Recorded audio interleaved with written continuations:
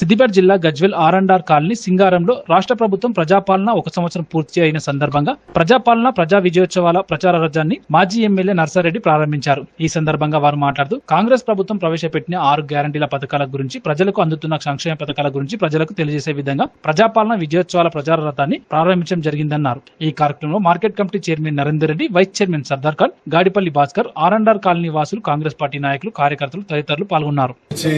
సంవత్సరం కాబోతున్నది. అందులో భాగంగానే ఇవాళ ఈ సంవత్సర కాలంలో చేసిన మంచి పనుల గురించి చెప్పుకునే విధంగా మన జిల్లాలో సాంస్కృతిక వాళ్ళ ఆధ్వర్యంలో ఈ ఉత్సవాలు జరుపుకోవడము మొట్టమొదటిసారి మీ సింగారం గ్రామంలోనే జరుపుకోవాలి. ఇక్కడి నుంచే ఈ విజయోత్సవాలు మొదలు పెట్టాలనే ఆలోచనతో సింగారం గ్రామం ఆర్&ఆర్ కాలనీకి రావడం జరిగింది. మరి సింగారం గ్రామం వాళ్ళు ఈ ఆర్&ఆర్ కాలనీ వాళ్ళు ఎంత బాధలు ఉన్నారో మాకు అందరికీ తెలుసు.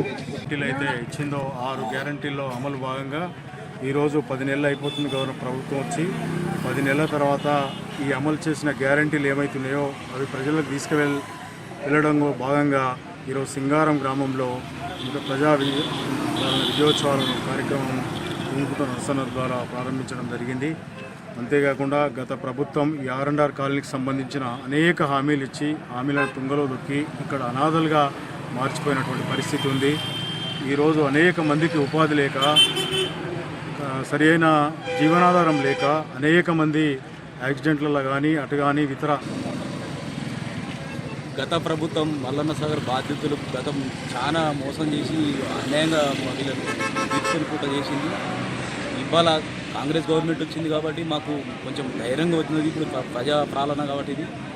ఇంకోటి ఏంటంటే మాకు ఉపాధి లేదు, ప్రస్తుతానికి ఇప్పుడు ఉపాధి లేదు. మా పిల్లలు చిన్న చిన్న పిల్లలు రోడ్ల కొండ పోయి చనిపోతున్నారు, ఎక్కడ పని దొరకకుంటున్నది.